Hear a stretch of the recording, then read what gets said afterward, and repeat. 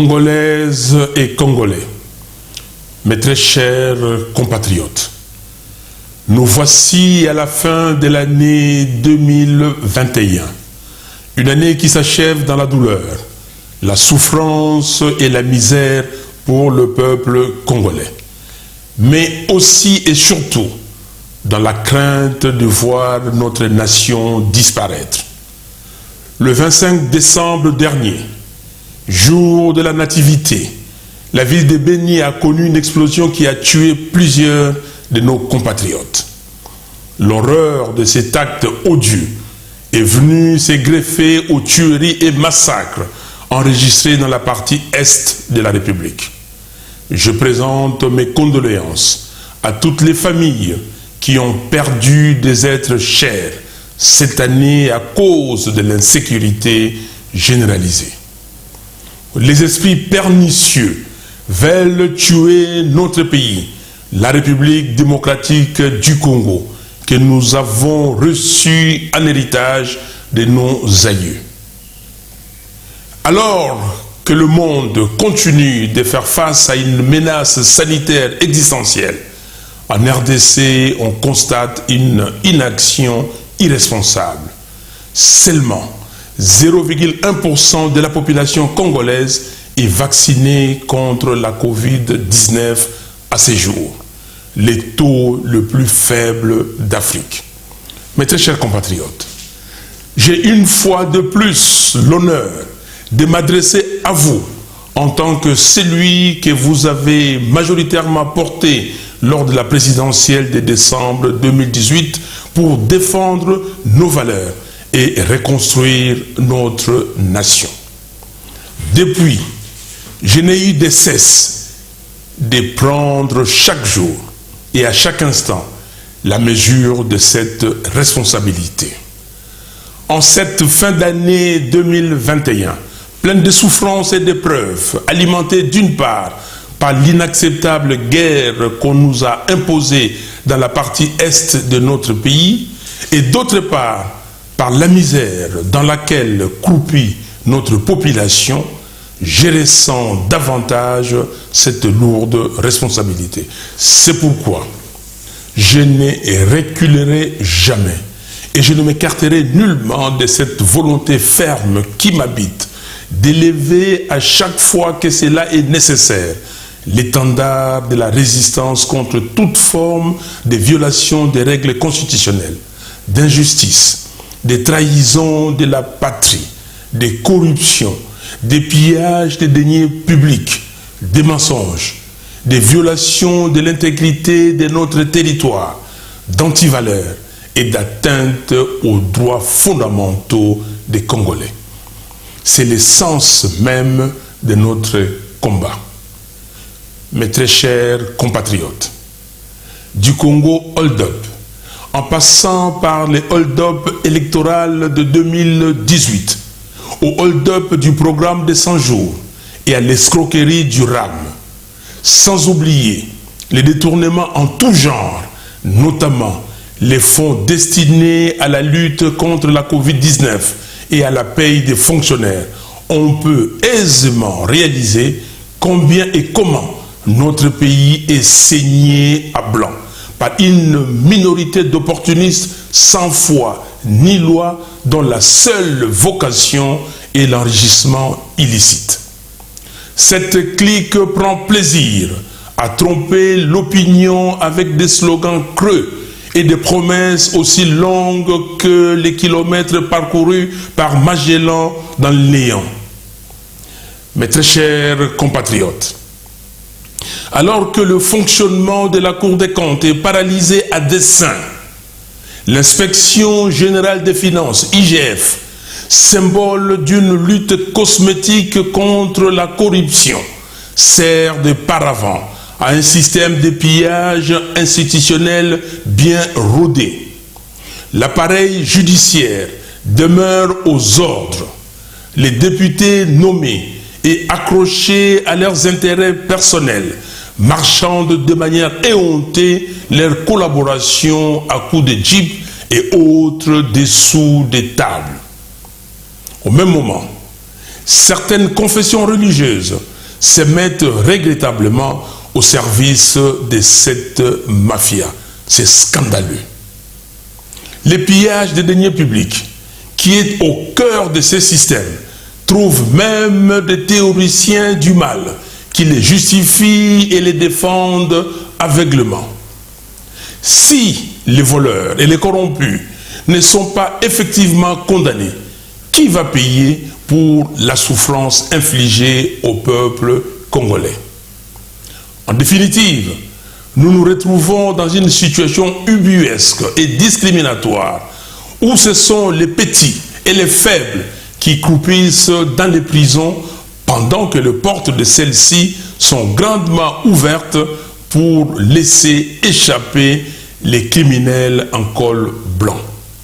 Non, nous refusons que les détournements des deniers publics soient dépénalisés pour les kourounas en cravate. Les dindons de cette farce, c'est le peuple congolais qui est trompé et abusé. Et avec lui, c'est le pays qui est ruiné. La grande victime, ce sont nos enfants et petits-enfants dont l'avenir est sacrifié sur l'autel de l'inconscience, de la cupidité et de l'arbitraire. Notre nation est devenue une sorte de no man's land où règne l'impunité et où les responsables publics ne sont redevables de rien. Mes très chers compatriotes, permettez-moi de rappeler un extrait de mon allocution à l'occasion du 60e anniversaire de notre indépendance. Je cite: « Autant le feuilleton du programme des 100 jours n'a pas encore livré tous ses secrets au regard des révélations et accusations graves faites lors du procès Caméré et pour lesquelles M. Félix Tshisekedi devrait au minimum répondre politiquement. Autant j'exige que toute la lumière soit faite sur l'affaire des 15 millions de dollars de pétroliers, sur toutes les activités du programme des 100 jours, ainsi que sur les détournements des fonds opérés durant les 18 dernières années. » Fin de citation. Il en est de même de l'exigence que j'avais formulée à l'époque de soumettre les comptes de la CENI à un audit indépendant afin d'établir les responsabilités sur la gestion des près d'1 milliard de dollars dépensés par le bureau Nanga. Le 30 décembre 2019, j'avais exigé que toute la lumière soit faite sur les affaires ténébreuses de corruption qui étranglent le pays, notamment le projet Bukangalonzo et la gestion des 6 milliards de dollars du fameux contrat chinois. Aujourd'hui, je somme les institutions chargées de lutter contre la corruption d'examiner tous ces cas et j'exige l'arrêt immédiat des prélèvements RAM avec remboursement des fonds perçus.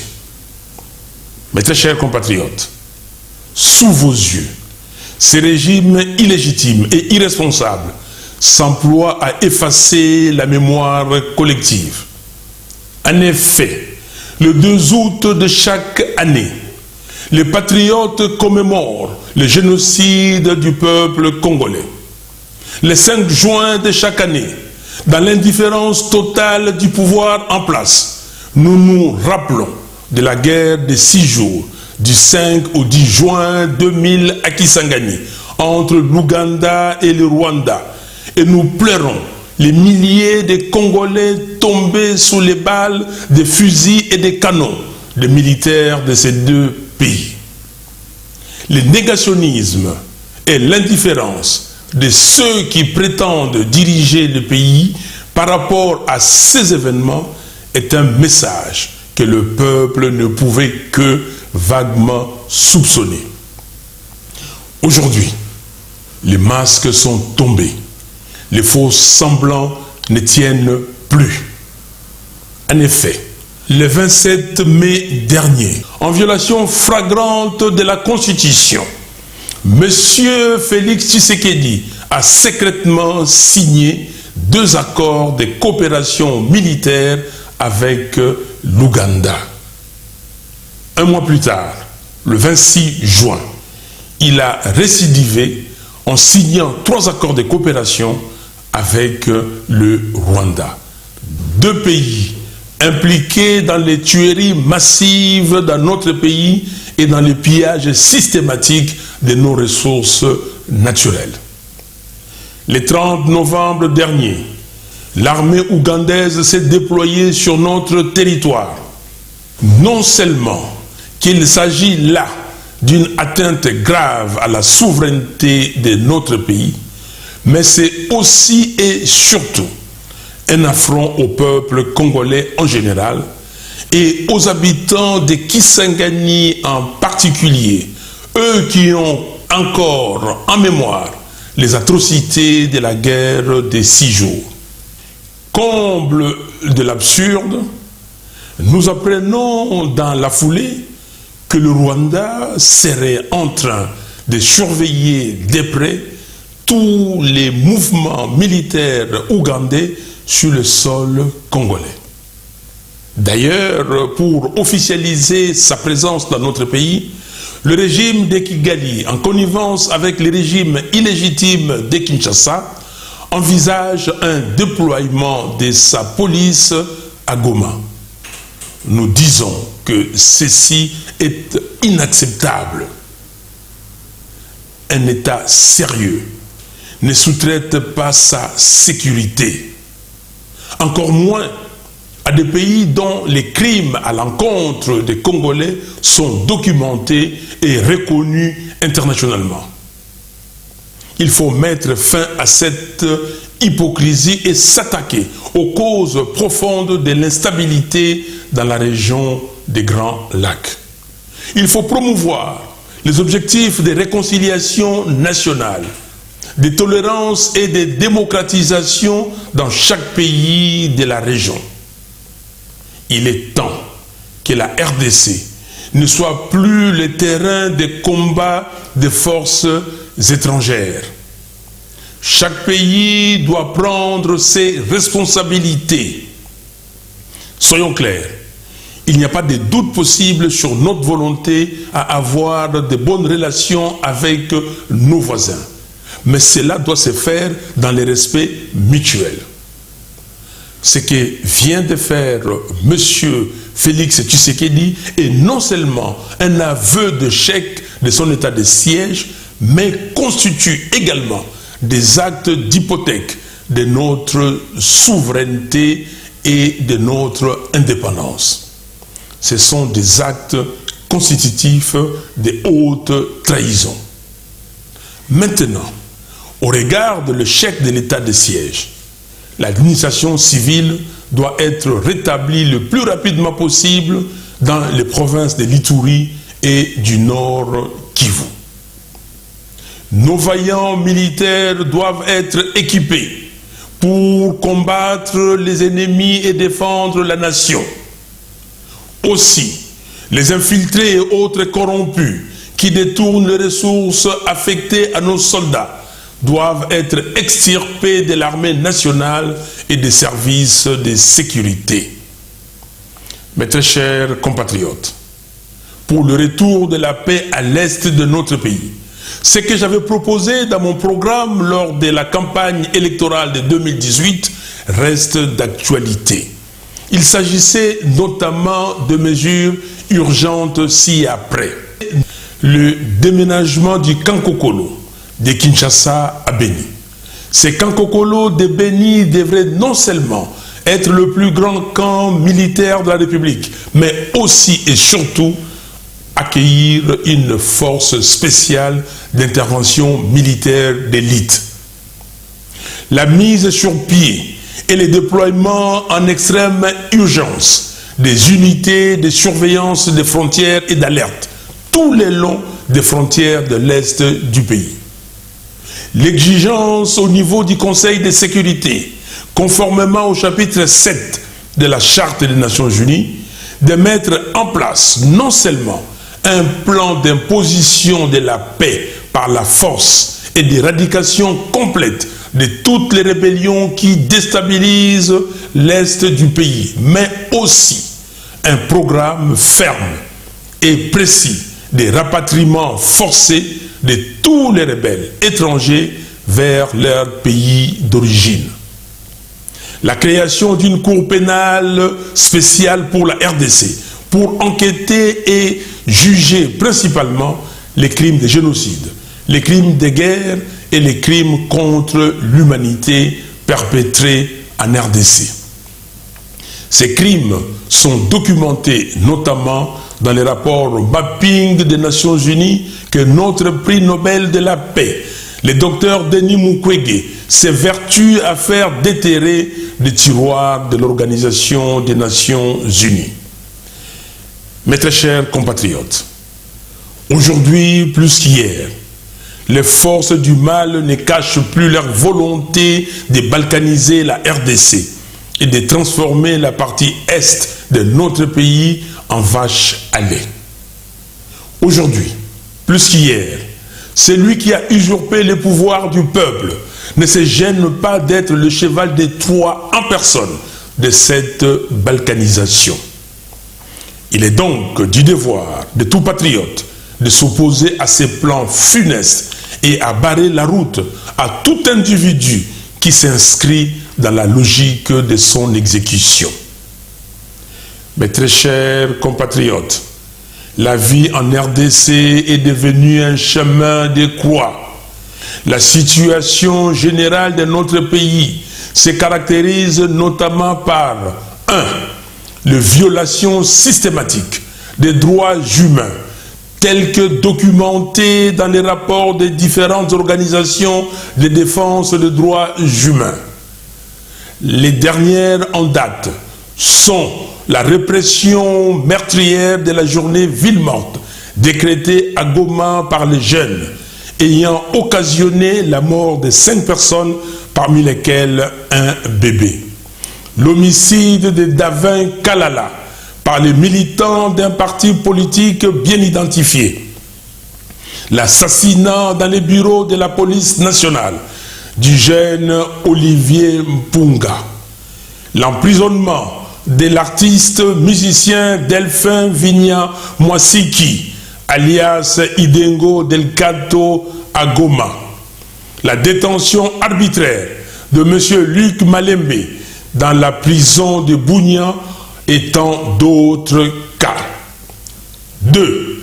La malnutrition, le faible accès à l'eau et à l'électricité, l'absence de routes, les difficultés de transport, le faible accès aux soins de santé, le chômage massif des jeunes, l'enclavement des milieux ruraux, l'instabilité et le manque d'assainissement, la hausse effrénée des prix sur le marché sont autant de souffrances qui étreignent les Congolais.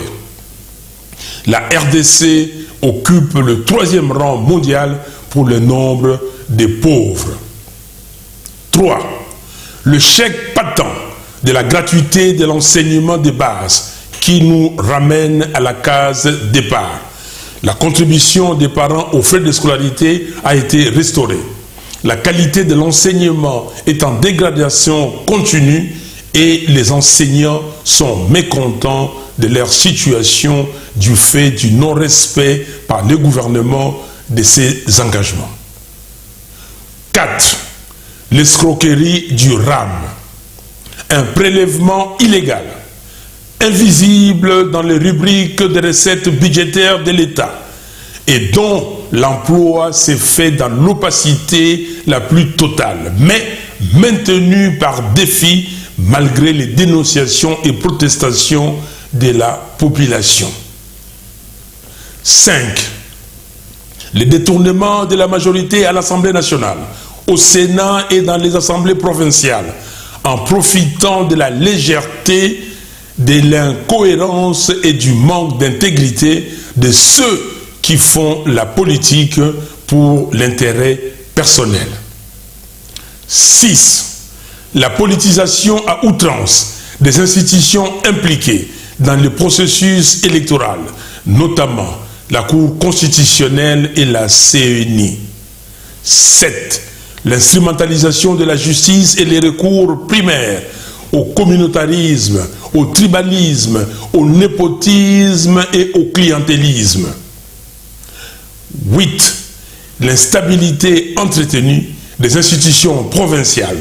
À ce sujet, 14 gouverneurs de province et quelques présidents des assemblées provinciales ont été destitués de manière cavalière.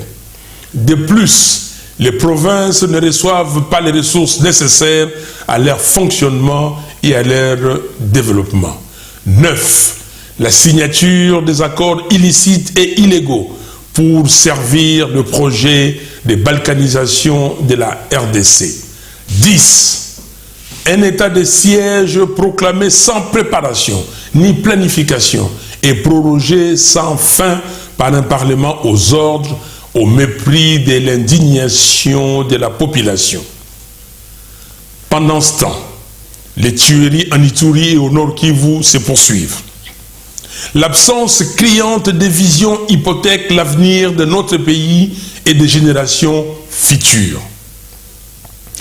Mes très chers compatriotes, permettez-moi néanmoins d'exprimer mon espoir de voir une RDC à la hauteur de son potentiel.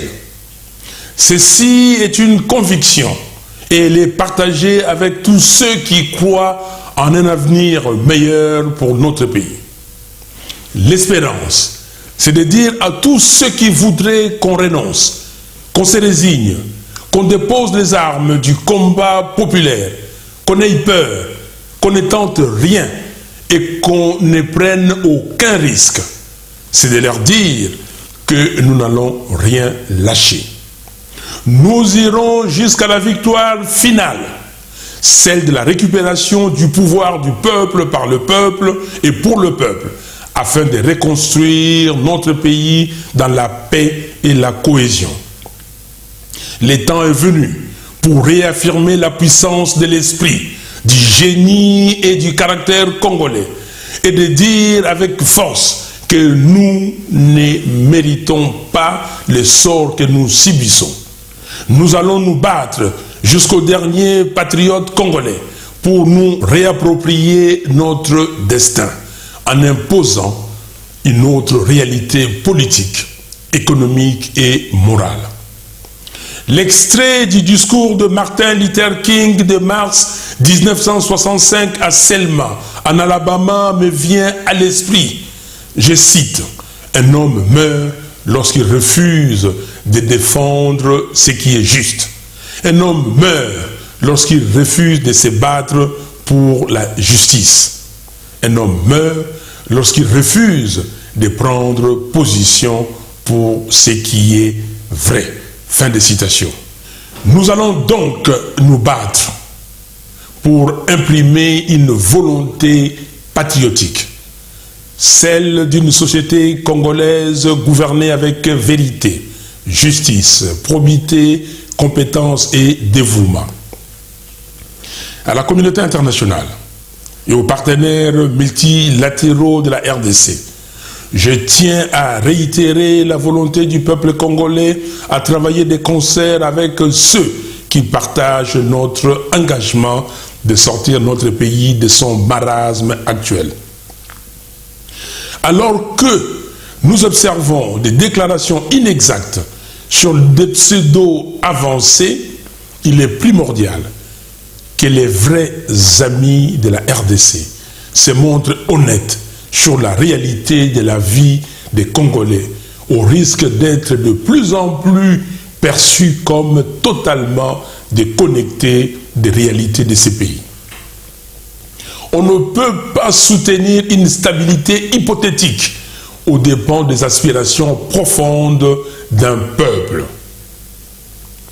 Mes très chers compatriotes, conjuguons nos efforts pour sortir le pays de ce cycle infernal. Soyons unis et solidaires. Ne permettons plus jamais à quiconque de nous prendre en otage. N'acceptons plus jamais d'être manipulés. Et surtout, n'acceptons plus les faits accompli. Que des temps d'efforts et des sacrifices nourris et perdus sur l'autel du mensonge.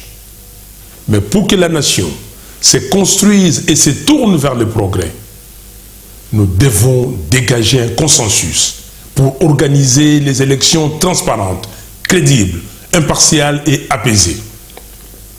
C'est là tout le sens de notre combat pour des réformes électorales consensuelles, notamment celle de la dépolitisation de la CENI et l'indépendance de la Cour constitutionnelle, condition essentielle pour la vérité des urnes.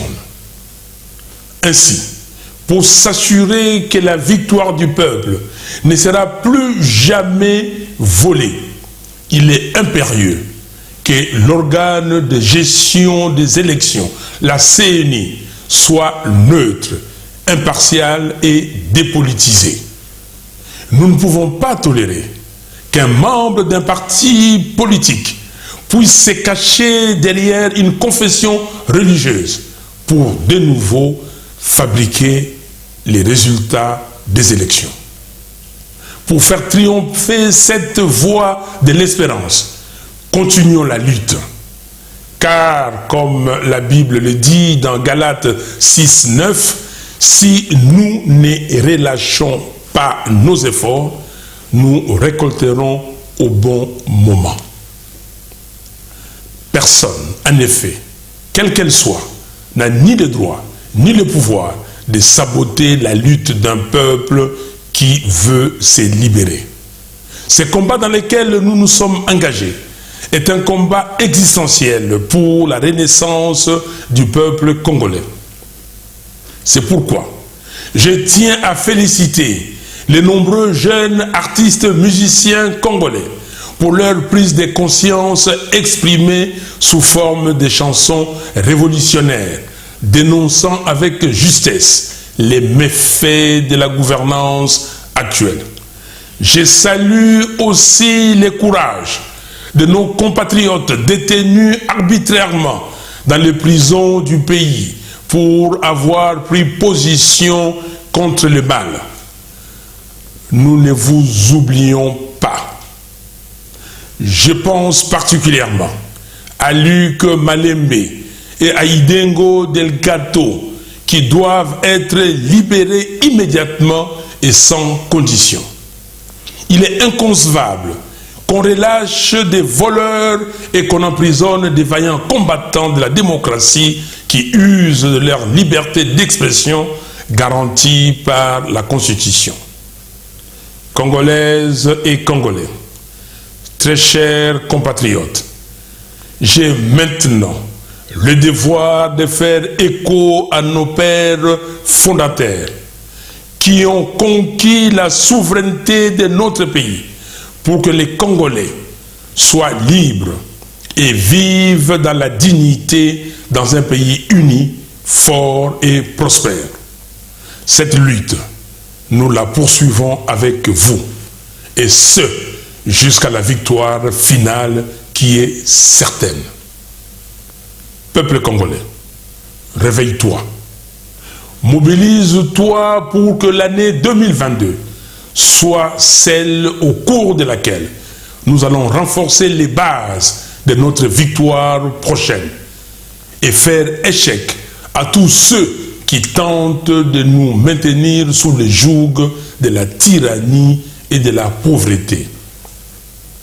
Mes très chers compatriotes, levons-nous et battons-nous. Battons-nous pour libérer notre pays. Battons-nous pour que demain, nous puissions construire la RDC. Battons-nous pour que nous puissions vivre en paix et en sécurité dans notre pays. Et battons-nous pour mériter la reconnaissance et le respect des générations futures. Au reste, mes très chers compatriotes, Congolaises et Congolais, que l'année 2022 soit réellement une année de combat et une année de victoire. bonne et heureuse année 2022. Que Dieu bénisse la RDC et son vaillant peuple. Je vous remercie.